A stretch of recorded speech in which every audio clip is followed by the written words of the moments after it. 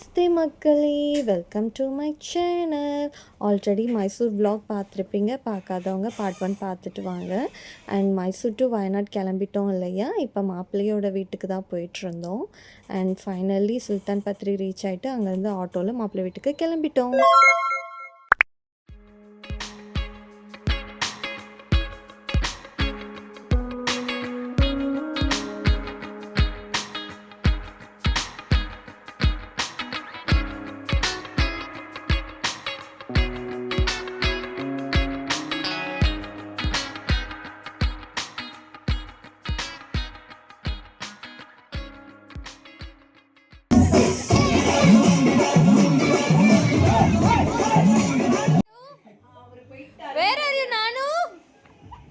Nanu, are you there?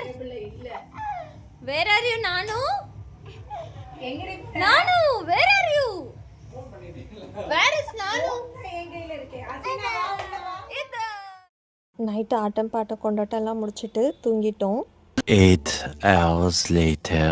Next day morning டெம்பிளில் தான் marriage நடக்கிறதுனால எல்லோரும் ரெடி ஆகிட்டு டெம்பிளுக்கு காரில் ஏறி கிளம்பிட்டோம். அந்த வீட்டில் இருந்து டெம்பிளுக்கு போக ஒரு 10 to 12 minutes ஆகும். நாங்கள் போகிறதுக்குள்ளேயே அங்கே மேரேஜே நடந்து முடிஞ்சிடுச்சு. மாப்பிள்ளையும் பொண்ணும் அங்கே ஃபோட்டோ ஷூட் எடுத்துகிட்டு இருந்தாங்க. அதை தான் பார்த்தோம். 15 minutes later. டெம்பிளில் இருந்து வீட்டுக்கு கிளம்பி வந்துட்டோம். இவங்களோட கல்ச்சர் படி வீட்டில் மாப்பிள்ளையும் பொண்ணையும் உட்கார வச்சு இந்த மாதிரி ஆசீர்வாதம் பண்ணுவாங்க. அண்ட் வீட்லேயும் கொஞ்சம் நேரம் ஃபோட்டோ ஷூட் எடுத்தாங்க. அதுக்கப்புறம் ரிசப்ஷன் ஸ்டார்ட் ஆகிடுச்சு. ரிசப்ஷன் முடிஞ்சு நாங்கள் அவங்க ஏரியாவை சுற்றி பார்க்கலான்னு சொல்லி கிளம்பினோம். அங்கே நிறைய பலாப்பழம், மாங்காய் மரம், கொய்யாக்காய் மரம்லாம் இருந்துச்சு. அங்கெல்லாம் மாங்காய் அண்ட் அங்கேருந்து வெளியே போனாங்க. ரெடி ஆகி அப்படியே வேறு ஒரு பிளேஸ்க்கு போகலான்னு கிளம்பினோம். அதுதான் காரப்புழா டேம். அங்கே போகிறதுக்காக கிளம்பிட்டோம். அண்ட் நான் நார்மலாக டேம்னால் சுற்றி பார்த்துட்டு தண்ணி இருக்கும் விளையாடிட்டு வரலான்னு நினச்சேன். பட் அது ஒரு ஏரோ அட்வென்ச்சர் பார்க் மாதிரி, தீம் பார்க் மாதிரி நல்லா இருந்துச்சு. இங்கேருந்து பார்க்க வியூ பாயிண்ட் எல்லாமே ரொம்ப அழகாக இருந்துச்சு. நாங்கள் போன நேரம் ஒரே இடி, மின்னல், காற்று எல்லாம் பயங்கரமாக அடிச்சிட்டு இருந்துச்சு. லைட்டாக அப்போ தான் தூறல் போட ஸ்டார்ட் ஆச்சு நாங்கள் என்ட்ரி ஆகும்போதே. சரி கடகடன்னு உள்ளே போய் பார்த்துட்டு கிளம்பிடலாம். பிகாஸ் எங்கக்கிட்ட பேபி இருக்கிறனால நாங்கள் நனைஞ்சாலும் பரவாயில்ல, பேபி நனையக்கூடாதுன்றதுனால நாங்கள் சீக்கிரமாக போயிட்டு சீக்கிரமாக கிளம்பி வரணும்னு நினச்சிக்கிட்டே இருந்தோம்.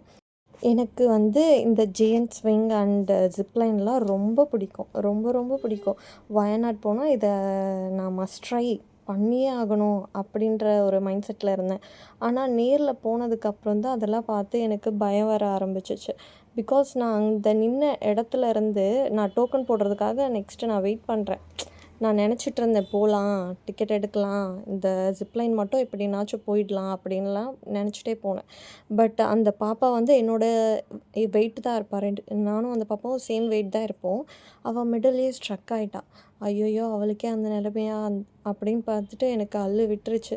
ஸோ எனக்கு வேண்டான்னு சொல்லி ரெஸ்க்யூ பண்ணாங்க. என் ஹஸ்பண்ட் அதெல்லாம் ஒன்றும் ரிஸ்க் இல்லை போ அப்படி தான் சொன்னார். பட் இல்லை எனக்கு பயமாக இருக்குன்னு சொல்லிவிட்டு நான் போகலை. அண்ட் அந்த ஜெயண்ட் ஸ்விங்கில் போகணுன்னு நினச்சேன்.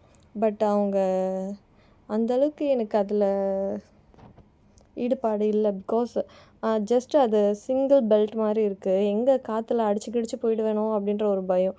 ஏன்னா அங்கே பயங்கர காற்று. அடுத்த கொஞ்ச நேரத்துலேயே பயங்கரமாக மழை வந்துச்சு. அந்த மழைலாம் நான் கேப்சர் பண்ணலை. அண்ட் வீட்டுக்கு கிளம்பி வந்துட்டோம். இது ஃபுல்லாமே அந்த மாப்பிள்ளை வீட்டோட மொட்டை மாடியிலேருந்து கேப்சர் பண்ண வீடியோ தான். இந்த வியூ எல்லாமே சூப்பராக இருந்துச்சு. அவங்க வீடு ஒரு மலைக்கு மேலே சம்திங் சென்டரில் மிடில் ஆஃப் தி ஹில்ஸில் இருந்துச்சு.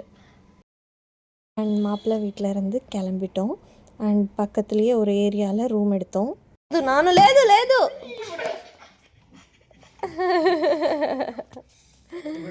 Approximately 10 hours later. Next day morning வேறு ஒரு பிளேஸ்க்கு போகலான்றதுக்காக பிளான் பண்ணியிருந்தோம்.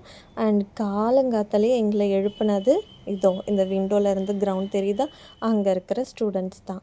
அவங்க ஏர்லி மார்னிங்கே யோகா ஸ்டார்ட் பண்ணாங்க. அண்ட் டான்ஸ் ஆடிட்டுருக்காங்க. இப்போது ஒரே வைபாக இருந்துச்சு. எல்லாமே நம்ம தமிழ் சாங்ஸ் தான் போட்டு ஆடினாங்க.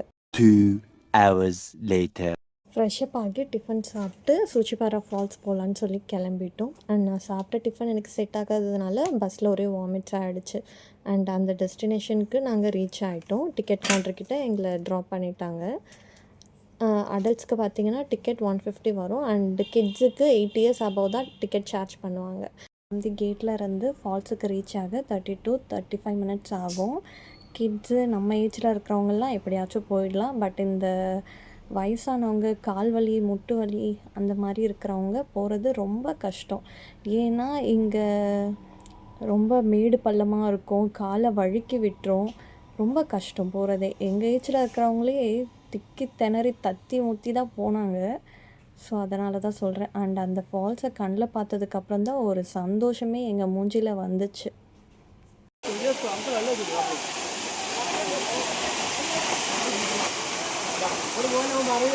கொஞ்ச நேரம் தண்ணியில் நல்லா விளையாடிட்டு ஃபன் பண்ணிவிட்டு என்ஜாய் பண்ணிகிட்டே இருந்தோம்.